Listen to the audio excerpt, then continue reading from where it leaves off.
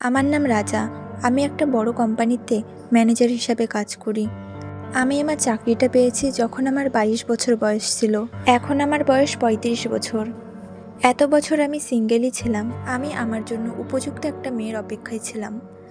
একদিন আমার অফিসের একটা কলিগ আমাকে তার বাড়িতে পার্টির জন্য ইনভাইট করে। পার্টিতে গিয়ে আমার একটা মেয়ের সাথে পরিচয় হয়। ওর নাম ছিল অনিতা। ওর সাথে কথা বলে আমার খুবই ভালো লাগলো। অনিতা দেখতে যেমনই হোক, ওর কথাবার্তা আমার খুবই পছন্দ হয়েছিল। তাই আমি নিজের অজান্তেই অনিতাকে ভালোবেসে ফেলি।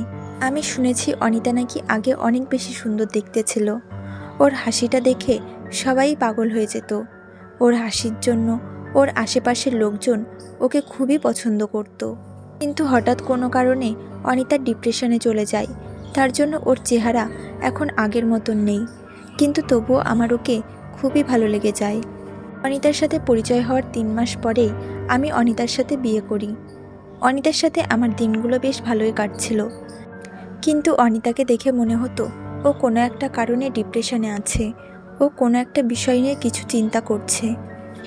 যাই হোক, আমার সাথে অনিতার দিনগুলো বেশ ভালোই কাটছিল, যতদিন না পর্যন্ত আমি একটা জিনিস খেয়াল করলাম। আমি একদিন খেয়াল করলাম যে অনিতা ওর খাবার খায় না। ও শুধু খাবারের দিকে তাকিয়ে থাকে। এই কারণে আমি যখনই খেতে বসতাম তখনই আমি অনিতার দিকে খেয়াল করতাম।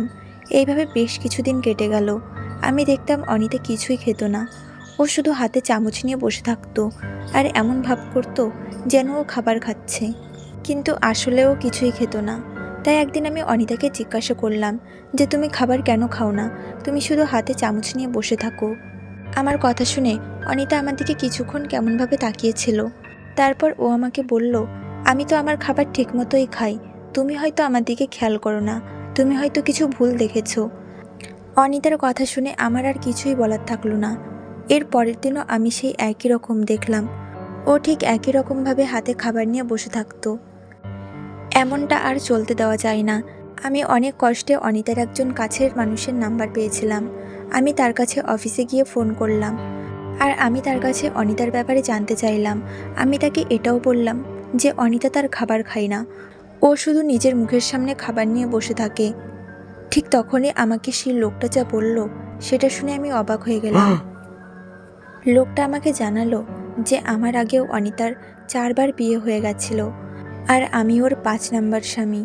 ওই লোকটা আমাকে এটাও বলল যে পরপর অনিতা তার 4টে স্বামীকেই হত্যা করে আর অনিতা তাদের লাশগুলো নিজের কাছেই রেখে দিত আর পরে সেগুলো টুকরো টুকরো করে কেটে প্রেসার কুকারের মধ্যে দিয়ে রান্না করত আর সেগুলোও নিজেও খেত, আবার বাড়িতে কেউ আসলে তাদেরও খাইয়ে দিত।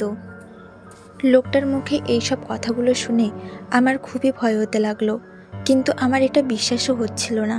আমি এটা কোনো মতেই বিশ্বাস করতে পারছিলাম না যে আমার আগেও অনিতার 4টে বিয়ে হয়েছিল, কারণ এই সম্বন্ধে অনিতা আমাকে কিছুই বলেনি। আমি এরপরে যখন অফিস থেকে বাড়ি গেলাম, আমি দেখলাম অনিতা সোফাতে বসে টিভি দেখছে। আমি অনিতার সামনে এমনভাবে গেলাম যেন আমি এসব ব্যাপারে কিছুই জানি না।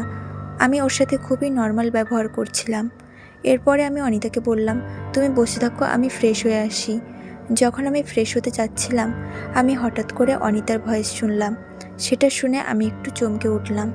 আমি শুনতে পারলাম অনিতা যেন আমাকে বলছে, এরপরে তোর পালা, এরপর তোকেও কেটে খেয়ে নেব। অনিতা খুবই আস্তে আস্তে এই কথাগুলো বলছিল, কিন্তু তবুও যেন আমি এই কথাগুলো স্পষ্ট বুঝতে পারছিলাম। তাই আমি আর পিছু কিছু না ভেবে ব্যালকনি থেকে লাফিয়ে পুলিশের কাছে গেলাম। আমি পুলিশের কাছে গিয়ে অনিতার ব্যাপারে সব কিছু বললাম। এরপর পুলিশ আমার সাথে আমাদের বাড়িতে গেল, কিন্তু সেখানে অনিতাকে পাওয়া গেল না। এরপর পুলিশ অনিতার ঠিকানায় গেল, কিন্তু সেখানেও অনিতা ছিল না। এরপর পুলিশ সিদ্ধান্ত নিল তারা অনিতার বাড়িতে চেক করবে। যখন পুলিশ অনিতার ঘরের মধ্যে অনিতার স্টোর রুমে গেল, তখন সেখানে তারা দেখলো 2টো ব্যক্তির লাশ পড়ে আছে। পুলিশ সন্দেহ করল এই দুজন নিশ্চয়ই অনিতার 4জন স্বামীর মধ্যে 2জন স্বামী, যাদেরকে অনিতা হত্যা করেছে। অনিতার 4জন স্বামীর মধ্যে আরও 2জন স্বামীর লাশ সেখানে ছিল না। অনিতা নিশ্চয়ই তাদেরকে টুকরো টুকরো করে কেটে খেয়ে ফেলেছে। ঘটনাটা ঘটেছে প্রায় 1 বছর হয়ে গেছে, কিন্তু এখনও পর্যন্ত পুলিশ অনিতাকে খুঁজে পায়নি। আমি আজও ভাবি, সেদিন যদি আমি ওখান থেকে না পালাতাম তাহলে হয়তো অনিতা আমাকেও মেরে ফেলতো আর তারপর ও আমাকেও ওর বাকি স্বামীদের মতো টুকরো টুকরো করে কেটে রান্না করে খেয়ে ফেলতো।